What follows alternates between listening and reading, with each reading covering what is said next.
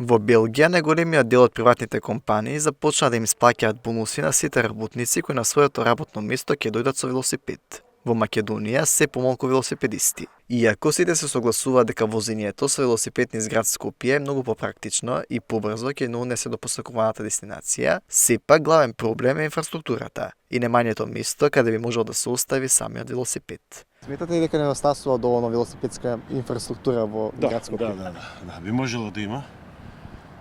Би требало да има, али овие што се решенија не ми се допаѓаат, со пластични се не е тоа решение за велосипедски патеки. Намали на едниот, да има на другиот, не е тоа. Во однос на места каде што би можел да се остави велосипедот, сметате ли дека има доволно такви во град Скопје додека завршувате некој Не сум работа? забележал да ти кажам дали има за оставање.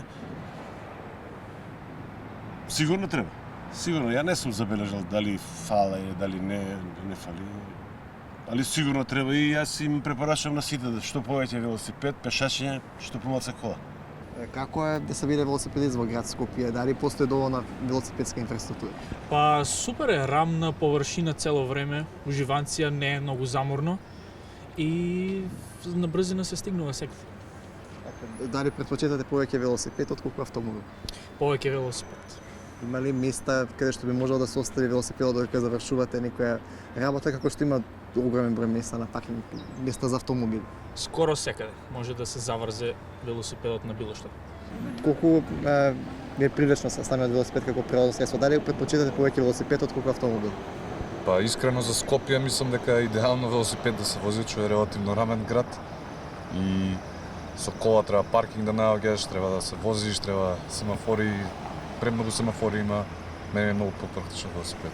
Каква е велосипедската инфраструктура во град Скопје и со кои предизвици се соочува еден велосипедист кај нас?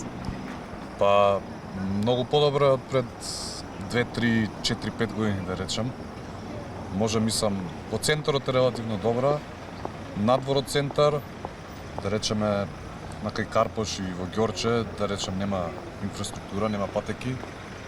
Во аеродром исто така мислам дека е релативно добра.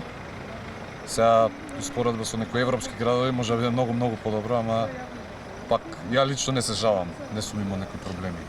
Во однос на места каде што би можел да се остави велосипедот, постојат ли такви доволно во Скопје како што има паркинзи за автомобили на секој чека? За тоа нема баш паркинг за велосипеди, за коли има, па и за коли е проблем да се најде место, ама за велосипед нема некое место, треба импровизираш на некоја бандера да закачиш велосипед, така никако. Македонија треба да го следи примерот на Белгија, вели Дарко Арсовски Петровски од Сдруженијето Биди Зелен. Таму компаниите покрај тоа што им исплаќаат бонуси на работниците кои доаѓаат на работа со велосипед, соработуваат и со општините и се грижат патниците да имаат соодветна велосипедска инфраструктура од дома до нивното работно место. Белгија сега е веста од нив, ама тоа е шема што многу одавна постои. Не е нешто ново што го мислеа сега. Дури во Скопје го има веќе неколку години.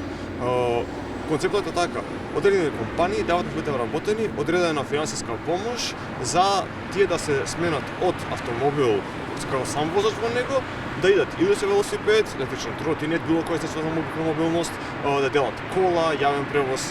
И наједноставно е, бидејќи со велосипед кога се иде од точка А до точка Б, се каже колку километри го минуваат дневно, на компанијата ја одговара бидејќи со слободува паркинг, својот имидж го подобрува, а вработениот пред се е попroduktivен, како што покажуваат неостражувањата, а понатаму и помага после на самата компанија со тоа што не пречи, тоа е поздрав на работа дека иде. Едноставно бенефит имаат сите од таа мерка.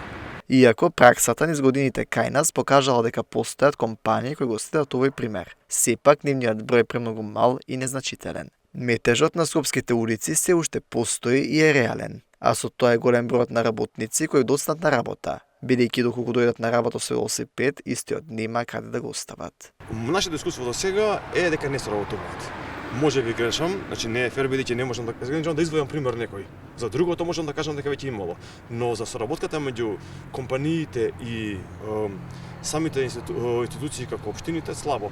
За инфраструктура како велосипедска патека, инфраструктура на НЕЗ, не можам да извојам една компанија или некој предпријатие кој што има добра соработка со општините. Само за паркинзи, што се речеме во училишта, на факултети, во паркови, некои патеки, на крајот на денот, ако немаме каде да возиме, стигнеме до тоа училиште или до тој парк, џабе имаме каде да паркираме. Тие работи се врзани, затоа ги охрабруваме општините но и компаниите меѓу себе подобро соработуваат на таа полка. Придобивките од возењето велосипед се огромни, бидејќи истото го напредува нашето здравје на повеќе начини. Покрај тоа, возењето на велосипед во огромните градови е најбрз начин да се стигне до работното место и најдобар начин да се избегне градскиот митеж. Поради тоа, и државните институции, но и компаниите од приватниот сектор би требало да вложуваат во велосипедизмот и да создаваат навики кај нивните работени да доаѓаат на нивното работно место со велосипед.